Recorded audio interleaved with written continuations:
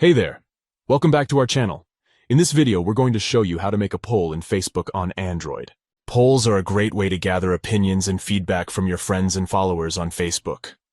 Whether you're looking to make a decision or just want to engage with your audience, we'll walk you through the steps to make it happen. First, you'll need to open the Facebook app on your Android device. Tap the plus sign to create a story and upload or record a photo or video. Once you have your content ready, tap the sticker icon in the top right corner of the screen.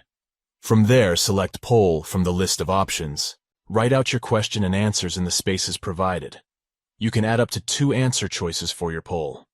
Once you're satisfied with your question and answers, tap Done. Now it's time to share your poll to your story.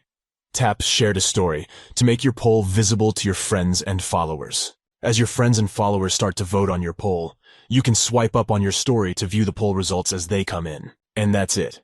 Making a poll on Facebook is a quick and easy process that anyone can do.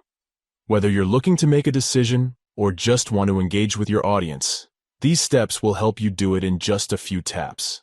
Thanks for watching, and don't forget to like and subscribe for more helpful tech tips and tutorials. See you in the next video.